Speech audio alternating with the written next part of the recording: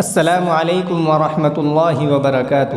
محترم ناظرین، استقبال ہے آپ کا ہمارے رحیم میڈیا چینل پر۔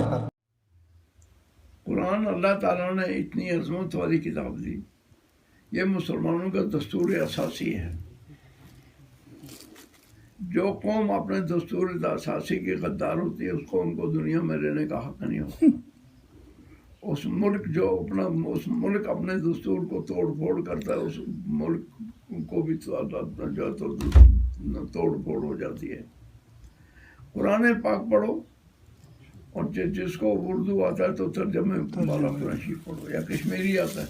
میں حدیث پڑھانے باہر ملکوں میں جا گیا ہوں، تو وہاں میں نے دیکھا مسجدوں میں مجھے موقع مل گیا جانے کا، نمازیں پڑھنے کا۔ تو مسجدوں میں نے دیکھا کہ جتنے وہاں قرآن شریف مسجدوں میں رکھے جاتے ہیں،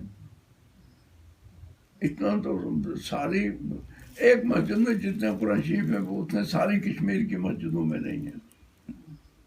اور پھر وہاں میں نے جو بات بتانی مجھے، وہاں میں نے دیکھا مولانا یوسف صاحب کا ترجمہ جگہ کشمیری ترجمہ جو ہے سعودیہ کا چھپا ہوا، کہ کوئی کشمیری اگر آئے گا مسجد میں تو یہ ترجمہ پڑھ سکتا ہے، ہر زبان کا ترجمہ۔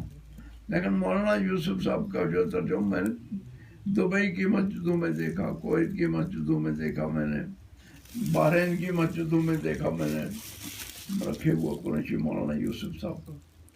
تو کیا ہو گیا یہاں میں کسی مولوی کے پاس بھی میں نے مولانا یوسف صاحب کا ترجمہ میں نے اب نہیں دیکھا۔ تو ترجمہ قرآن شریف پڑھو اور قرآن پاک کی تلاوت کرو، انشاءاللہ قرآن پاک پر عمل کرو، انشاءاللہ تو سب مصیبتیں دور ہو جائیں گی انشاءاللہ۔ یہ جتنی مصیبتیں انفرادی آتی ہیں، بیماری، یہ وہ گھاٹا کاروبار میں، دوسرا تیسرا انفرادی یا اجتماعی آتی ہیں، وما اصابتکم من مصیبت الا بما کسبت ایدیکم ویعفو عن کثیر، کہ تم کو دنیا میں جتنی مصیبتیں آئیں گی وہ تمہارے اپنے عمل کی وجہ سے آئیں گی۔ پھر بھی خدا کہتا ہے کہ میں کچھ معاف کر دیتا ہوں، سب کو نہیں، سب بیماریاں سب مصیبتیں وہ نہیں لاتا، میں درگزر کر دیتا ہوں۔ تو ہم نے وہ عمل کیے ہوئے ہیں کہ اگر پتھر بھی برسیں تو تھوڑے ہیں، اتنی ہم نے غلطیاں کی ہیں، اجتماعی بھی، انفرادی بھی، سیاسی بھی، سماجی بھی۔ قرآن پاک اور دوسرا جو ہے نبی پاک سنت یہ ہے نوجوانوں کے لیے کم سے کم۔ حضور پاک صلی اللہ علیہ وسلم نے قرآن پاک نازل ہوا، سب سے پہلے قرآن پاک کو لے کر ابو بکر کے پاس نہیں گئے، اور کچھ بھی تھے، سب سے پہلے قرآن کو لے کر خدیجۃ الکبریٰ، پھر خدیجۃ الکبریٰ کو اتنا قرآن سمجھایا، جب وہ پکا ہو گئی پھر ابو بکر صدیق کو پکڑا۔ تو خدیجۃ الکبریٰ کو اتنا پڑھایا کہ خدیجۃ الکبریٰ کہ جو ہے تو جتنی لڑکیاں تھیں ان کو بھی پڑھایا۔